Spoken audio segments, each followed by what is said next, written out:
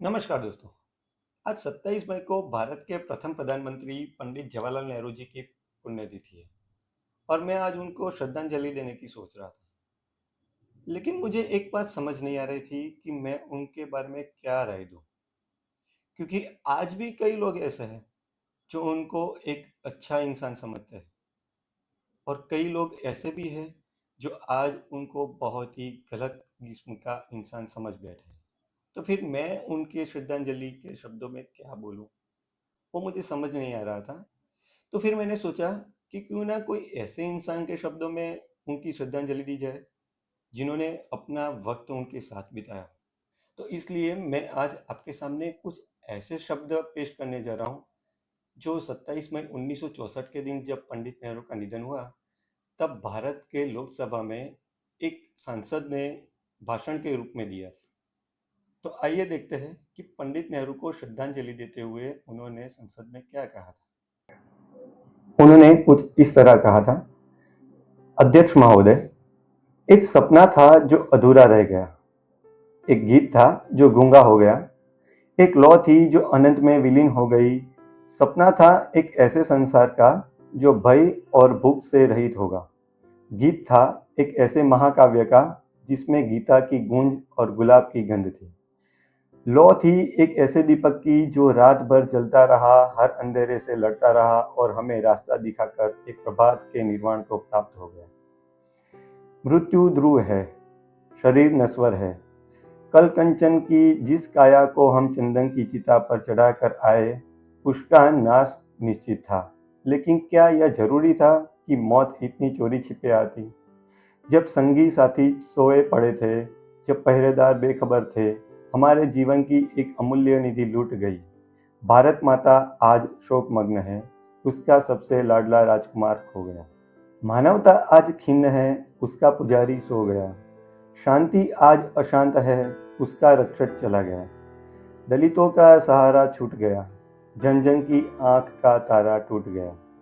यवनी का पात हो गया, विश्व के रंगमंच का प्रमुख अभिनेता अपना अंतिम अभिनय देखा कर अंतर्ध्यान हो गया। महर्षि वाल्मीकि ने रामायण में भगवान राम के संबंध में कहा है कि वे असंभवों के समन्वय थे। पंडित जी के जीवन में महाकवि के उसी कथन की एक झलक दिखाई देती है। वह शांति के पुजारी किंतु क्रांति के अग्रदूत थे।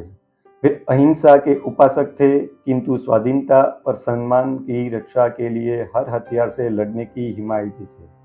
वे व्यक्तिगत स्वाधीनता के समर्थक थे किंतु आर्थिक समानता लाने के लिए प्रतिबद्ध थे।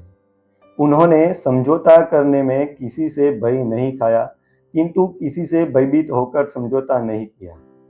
पाकिस्तान और चीन के प्रति उनकी नीति इसी अद्भुत सम्मिश्रण के प्रतीक थी। उसमें उदारता भी थी, दृढ़ता भी थी।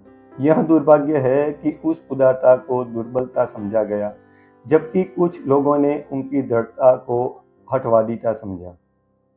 मुझे याद है चीनी आक्रमण के दिनों में जब हमारे पश्चिमी मित्र इस बात का प्रयत्न कर रहे थे कि हम कश्मीर के प्रश्न पर पाकिस्तान से कोई समझौता कर ले, तब एक दिन में उन्हें बड़ा क्रोध पाया।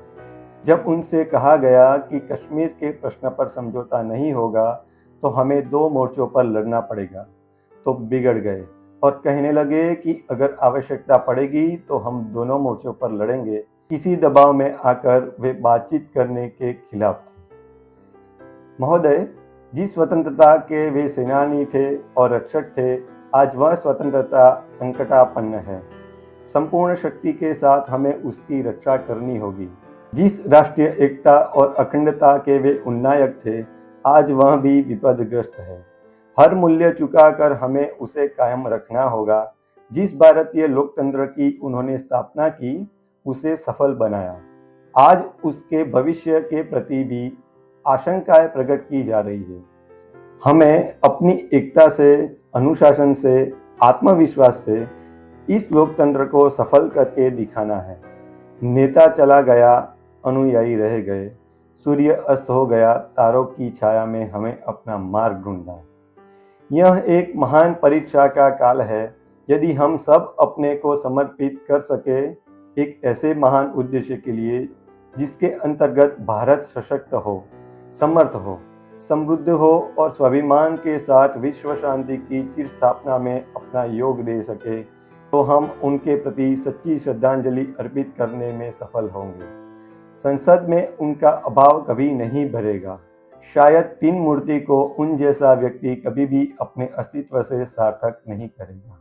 वह व्यक्तित्व, वह जिंदा दिली, विरोधी को भी साथ लेकर चलने की वह भावना, वह सज्जनता, वह महानता शायद निकट भविष्य में देखने को नहीं मिलेगी। मतभेद होते हुए भी उनके महान आदर्शों के प्रति, उनकी प्रामाणिकता के प्रति, उनके देशभक्ति के प्रति, उनके अटूट साहस के प्रति हमारे हृदय में आदर के अतिरिक्त और कुछ नहीं है।